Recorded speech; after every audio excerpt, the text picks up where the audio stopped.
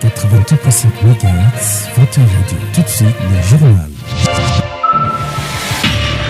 Il est temps. Bienvenue dans le monde digital. La radio FRDC, votre station préférée. le journal sur votre radio. Le journal sur FRDC FM.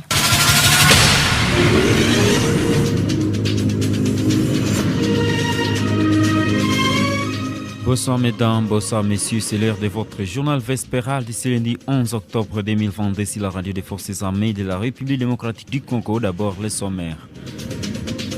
Initialement prévu pour ce lundi 11 octobre 2021, le procès à flagrance de l'artiste musicien Delcati Dengo n'a pas eu lieu. Celle-ci a été reportée pour les jours ultérieurs. Également dans ce journal, le commissaire provincial de la police nationale congolaise au Nord Kivu est arrivé à Beni l'après-midi de ce lundi 11 octobre 2021.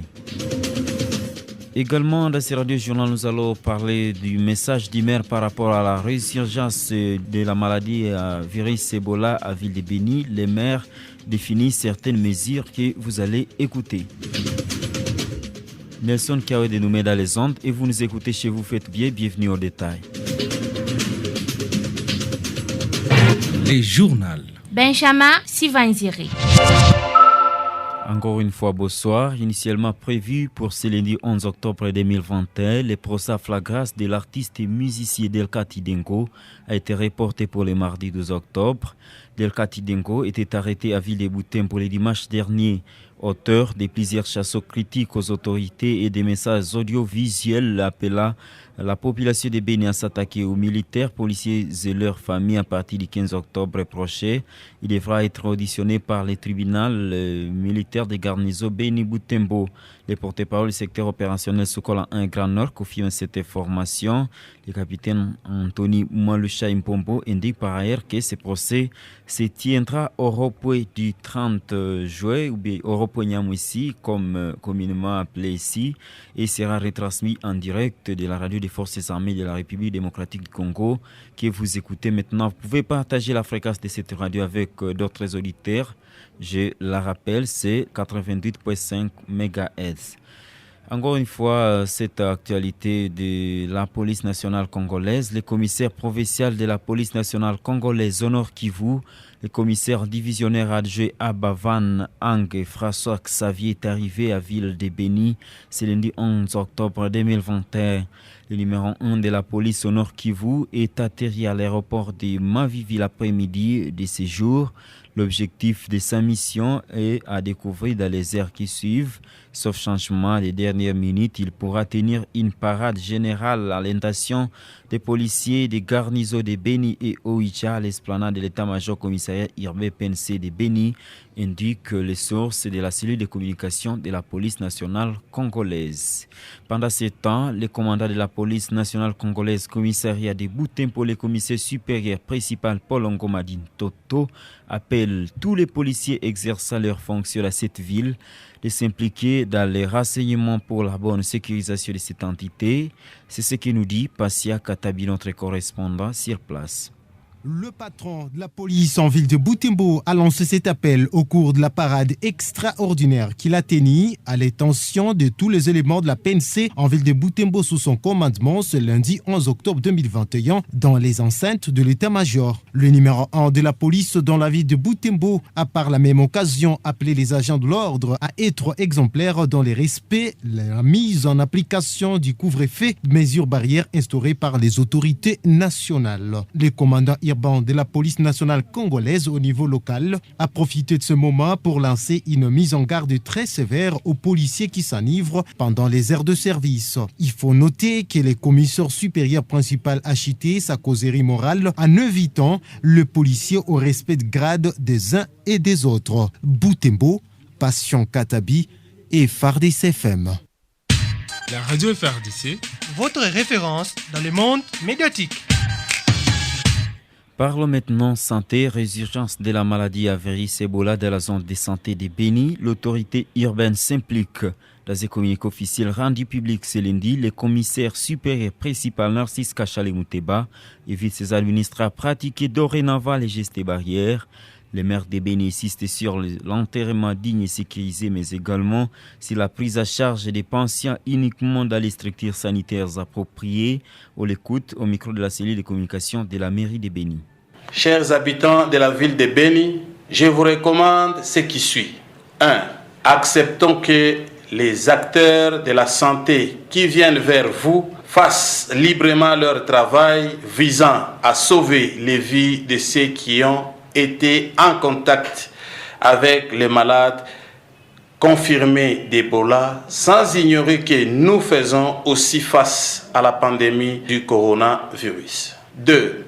Celui qui se reconnaît avoir été en contact avec le malade confirmé d'Ebola accepte de se faire vacciner le plus tôt possible et qu'il soit suivi pendant 21 jours. Nous devons informer tout cas de décès dans la communauté pour que les enterrements dignes et sécurisés soient réalisés. 4. Nous devons orienter tous les malades au centre de santé. 5. Aux responsables des structures sanitaires privées. À partir de ce jour, aucun malade qui manifeste les signes connus d'Ebola ne doit plus être gardé dans vos structures, plutôt le référer immédiatement vers l'hôpital général de référence de Béni pour une prise en charge appropriée. Pour terminer, je suis rassuré qu'à partir du moment où toutes ces mesures seront respectées, ensemble nous allons stopper et éradiquer le plus vite possible cette maladie dans notre ville. J'ai dit et je vous remercie. Narcisse Kachale Mouteba, maire de Béni, au micro de la cellule de communication de la mairie. Vous l'écouterez très longuement dans notre page magazine après le journal des sports. Comme vous le savez, la maladie à virus Ebola réapparaît alors que la ville fait également face au coronavirus.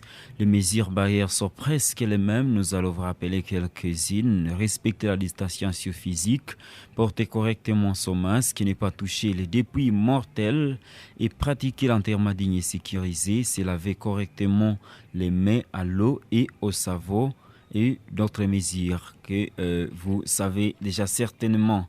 Célébration le 10 octobre 2021 de la Journée mondiale de la santé mentale. Cette journée est une occasion de sensibiliser l'opinion publique sur des questions relatives à la santé mentale à Ville de Butembo. Il faut dire que l'on enregistre plus de 1500 cas de malades mentaux. Ce que nous a dit Passia Katabi, que vous écouterez dans notre journal de demain matin. La journée internationale de la jeune fille se célèbre le 11 octobre de chaque année. La jeune fille elle-même doit se valoriser, elle doit bannir les mariages forcés. Elle doit également promouvoir son éducation en allant à l'école pour son avenir qui ne dépend de personne. Tels sont les propos de Madame Ingrid Viancavo, chargée de communication au collectif des femmes pour le développement intégral et la consolidation de la paix COFEDIP à l'occasion de la Journée internationale de la fille. À la même occasion, elle appelle les filles les jeunes filles donc et les parents à travailler ensemble pour la promotion du genre et l'intégration sociale de cette dernière. Elle s'entretient avec Julia Mireille et Karine Salima. Généralement, je peux dire que les filles sont d'abord influencées plus par le moyen. Dès qu'elles voient un homme qui a le moyen venir auprès d'elles, et les parents aussi peuvent être influencés de cette façon aussi. Ils vont voir que non, cet homme veut demander la main de notre fille, il a le moyen et tout. Et peut-être que cette fille avait quelqu'un d'autre qui n'avait pas le même moyen que cet homme qui venait.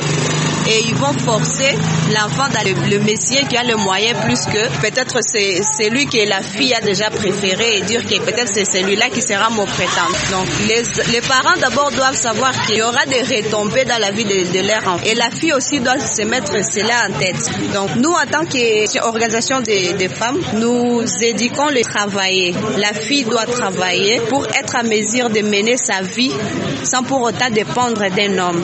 Et les parents aussi doivent savoir savoir accompagner leurs enfants dans ce même cadre-là pour éduquer leurs enfants afin que les enfants ne puissent pas être influencés par les choses de la vie, mais qu'ils puissent se mettre en tête que mon enfant doit travailler pour aussi gagner la vie et ne pas chercher une vie qui sera facile et qui aura un jour des retombées. Il faut rappeler que le thème choisi pour cette journée l'année à court est lutter contre les mariages forcés et la privation de l'école et les violences faites à l'égard des filles. Maintenant, nous allons entamer la deuxième partie de ce journal consacré au sport. Avec vous, Derio Atsonga Mohamed. Bonsoir, Derio. Bonsoir, confrère Benjamin Sivanzir, et bonsoir à tous les amis auditeurs de la ville et territoire de Béni. Et ce journal qui s'ouvre en amical loin de la ville avec le football club Mwangaza qui séjourne à secteur des Rwenzori et qui s'est produit ce lundi 11 octobre au stade du 20 mai de Moutouanga au bout du temps réglementaire. Le Banalola Oi résout la formation locale de Tchoui sur les scores de but contre 0 à Rampel. Un match joué entre les deux formations le dimanche 10 octobre dernier. Les deux se sont quittés sur les scores de parité d'un but partout, sauf changement des dernières minutes. Le football club Mwangaza s'est produit à Boulongo ce mardi 12 octobre face à la formation de Feu Rouge de la place. Et toujours à football, cette fois-ci, à Butembo, la tente urbaine de football de ce côté-là a rendu public le calendrier de la saison sportive 2021-2022. 12 clubs prendront part à cette compétition, à savoir l'IS Sokozaki, l'OC Butembo Sport, l'AS Tol de Butembo, le Daring Club Horizon, l'AS Atletico, l'AS Muchanga, le Football Club Robista, le Football Club ETSL, le Football Club Ise Sport, le Football Club Kalamou, le Football Club Colombe de la Paix, ainsi que le FC Nouvelle Génération. La compétition se jouera en aller et retour. Deux premiers représenteront la ville de Butembo au championnat provincial de la LIFNO qui pour la saison 2021-2022. Il faut savoir que le Football Club Nouvelle Génération et le Football Club Kalamou montent à première division, tandis que la jeunesse sportive de Butembo et le Football Club Imana sont officiellement relégués à seconde division. Notons ici que le match d'ouverture opposera le Football Club ETSL au Football Club Kalamou à date du 17 octobre 2021 au stade Entrée Vanvel, ex-stade Matokeo à partir de 15h juste à Vodacom Division 1.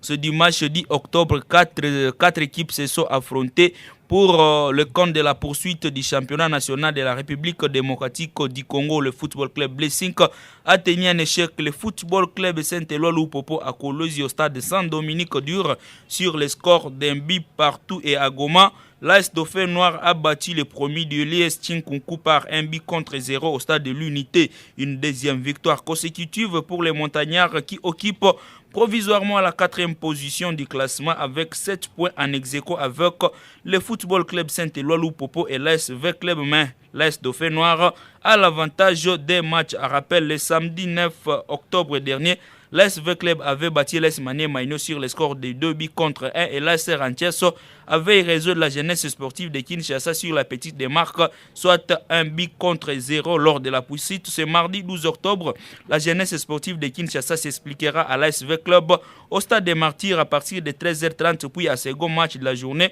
soit à 15h30 minutes, le Football Club Renaissance matchera l'AS Maniema Union. Et puis afin changer de discipline pour parler de basketball, la balle au panier, la 38e édition de la Coupe du Congo s'est ouverte à Kinshasa ce dimanche 10 octobre 2021 pour l'entrée à l'IS.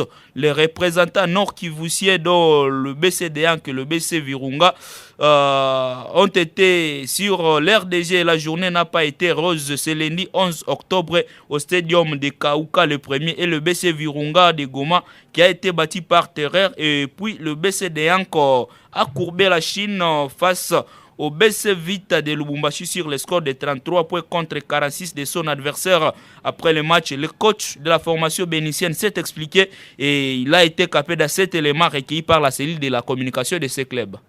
Oui, pour moi, les premiers matchs, ça s'est bien passé, malgré qu'on a perdu, mais les joueurs se sont bien exprimés sur le terrain. Puis qu'avec Club, ce n'est pas une équipe facile, c'est une équipe expérimentée. Et il y a des joueurs qui sont très expérimentés là-dedans. Et mes joueurs se sont exprimés très bien. Et il y avait eu quelques petites erreurs que je crois que prochainement, on va corriger pour le prochain match. Et parce qu'on va jouer avec l'université de Mbujimayi et je ne sais pas si cette équipe, comment est-ce qu'elle est, mais je vais faire tout de mon mieux et avec les joueurs de voir comment est-ce qu'on gagne le match de demain pour la satisfaction à notre public qui se trouve ici à Kinshasa et partout au Congo.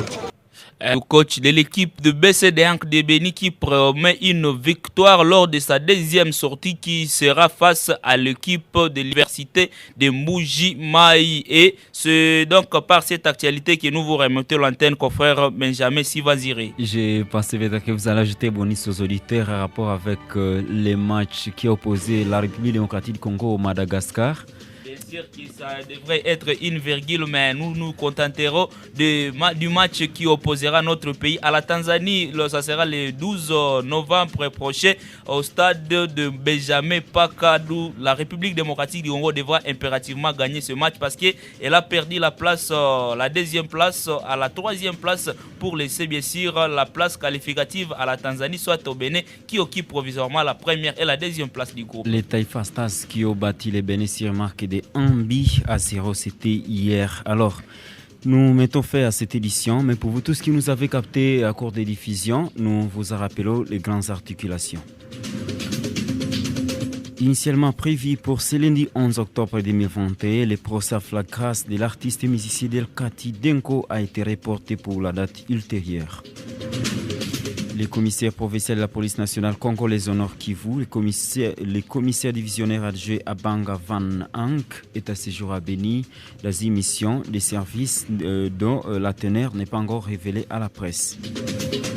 Également, la résurgence de la maladie à virus Ebola dans la zone de santé de Béni, l'autorité urbaine appelle au respect strict des mesures barrières, notamment l'enterrement digne et sécurisé et la prise à charge des patients uniquement dans les structures sanitaires appropriées.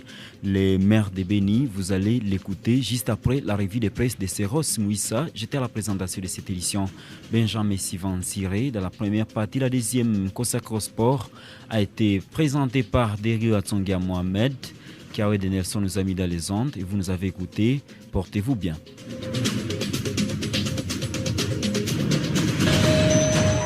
Les héros dans l'ombre parlent. Dans la revue de presse. La revue de presse sur la radio Fardis. Divers sujets d'actualité ont été exploités par la presse ce matin à Kinshasa, à savoir les séjours du chef de l'État à Dubaï, aux Émirats Arabes Unis, le lancement du projet de développement des 145 territoires de la RDC par le Premier ministre, la controverse des confessions religieuses autour de la désignation du président de la CENI, le meeting d'Engobila et Lamouka à la rentrée scolaire, ainsi que la défaite des Léopards hier contre les Baréas du Madagascar. Commençons par les séjours du chef de l'État. Econews écrit Kabila haït la Chine. Les monarchies du Golfe à Tshisekedi. Forum des As revient pour sa part, retombé de la visite du chef d'État aux Émirats Arabes Unis, $1 milliard et de véhicules militaires blindés remis à la RDC. Des nouvelles à provenance des Émirats Arabes sont très bonnes. Abu Dhabi annonce la mise à disposition immédiate d'une enveloppe d'$1 milliard pour les investissements en RDC. L'information a été livrée, indique les quotidiens, par Mohamed Ben Zayed Al Nahyan, le prince d'héritier d'Abu Dhabi et le vice-commandant suprême des forces armées émiraties, à l'issue des échanges avec le président de la République Félix Antoine Tshisekedi hier dimanche 10 octobre. De même, les phares notent seconde visite de Fachi dans les golfes Persiques. Les Émirats Arabes Unis prêts à investir $1 milliard en RDC. Le potentiel, quant à lui, rapporte coopération Félix Tshisekedi en visite officielle aux Émirats Arabes Unis. Quito, la présidence pour la primature Forum des Arts qui titre Les Warriors en chef au front pour concrétiser la vision du chef de l'État. Objectif, le développement des 145 territoires. Africa News qui appuie à l'information écrite, chantier lancé depuis les Kwango. Les premiers ministres se chargent du développement à la base. L'agence congolaise de presse qui confirme à son tour note, les premiers ministres lancent à Kenge les programmes de développement à la base des 145 territoires de la RDC. L'avenir avec la même information rapporte Kwango Samalukonde lance une série de projets. Parlons à présent de la rentrée scolaire 2021-2022. La tempête des tropiques rapporte la reprise des cours encore problématique. Au journal, de constater que depuis le 4 octobre jusqu'à samedi dernier, les enseignants n'ont pas été donnés. L'effectivité de la rentrée, de la reprise du travail s'est fait encore désirer. Pour la plupart, martèlent les tabloïds. Les enseignants se pointent au cours et y restent jusqu'à la sortie des élèves suivant les gangs organisés. Avec le même sujet, Dépêche précédé revient. Grève des enseignants, les responsables des écoles conventionnées invités au cabinet du ministre. C'est lundi. Selon les médias, cette rencontre entre les patrons de l'EPST et les responsables des écoles conventionnées intervient dans un climat agité marqué par la grève des enseignants de ces écoles depuis la rentrée scolaire. Bouclons la présente édition de Revue de presse par la défaite des léopards de la RDC face aux barrières du Madagascar. La tempête des tropiques clame énorme coup de feu des léopards à Antananarivo. L'équipe nationale de la RDC a été battue hier par un but à 0 à Antananarivo par les barrières de Madagascar. Les Congolais pensent les journaux ont été freinés par la très déterminante formation malgache qui a acquis hier ses premiers points dans cette compétition. Les espoirs des Congolais n'auront été que des courtes durées, regrettent les quotidiens. Mesdames et messieurs, c'est tout pour cette revue de presse nationale. Merci à vous de l'avoir suivi. Habitants de la ville de Béni, aujourd'hui, d'une manière exceptionnelle, je prends la parole pour vous informer à travers les médias la situation sur le plan sanitaire de notre ville de Béni.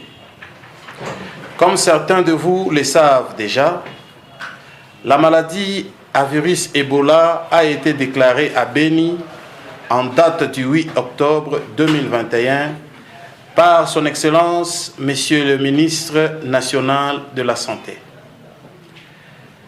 Les informations mises à notre disposition par notre service technique de la santé nous renseignent qu'il s'agit d'un cas positif à virus Ebola d'un enfant de 2 ans décédé en date d'ici octobre 2021. Est reconnu comme contact d'autres cas probables conformément aux signes qu'ils ont présentés et qui sont décédés à Boutili. Suite à ceci, nous voulons vous rassurer que les équipes locales d'experts de la santé sont immédiatement mis au travail pour l'identification des contacts et suivre leur état de santé.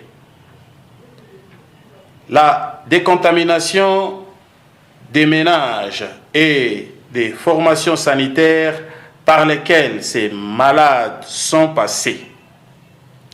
La ville de Béni n'étant pas à sa première expérience de vivre l'épidémie d'Ebola, je suis convaincu que chacun de nous saura remplir son devoir, celui de contribuer par tous les moyens afin de stopper immédiatement la propagation de cette maladie. Pour y arriver, chers habitants de la ville de Béni, je vous recommande ce qui suit. 1. Acceptons que les acteurs de la santé qui viennent vers vous fassent librement leur travail visant à sauver les vies de ceux qui ont été en contact avec les malades confirmés d'Ebola, sans ignorer que nous faisons aussi face à la pandémie du coronavirus. 2. Celui qui se reconnaît avoir été en contact avec le malade confirmé d'Ebola accepte de se faire vacciner le plus tôt possible et qu'il soit suivi pendant 21 jours. Nous devons informer tout cas de décès dans la communauté pour que les enterrements dignes et sécurisés soient réalisés. 4. Nous devons orienter tous les malades au centre de santé. 5. Aux responsables des structures sanitaires privées, à partir de ce jour, aucun malade qui manifeste les signes connus d'Ebola ne doit plus être gardé dans vos structures, plutôt le référer immédiatement vers l'hôpital général de référence de Beni pour une prise en charge appropriée. Pour terminer, je suis rassuré qu'à partir du moment où toutes ces mesures seront respectées, ensemble nous allons stopper et éradiquer le plus vite possible cette maladie dans notre ville. J'ai dit et je vous remercie.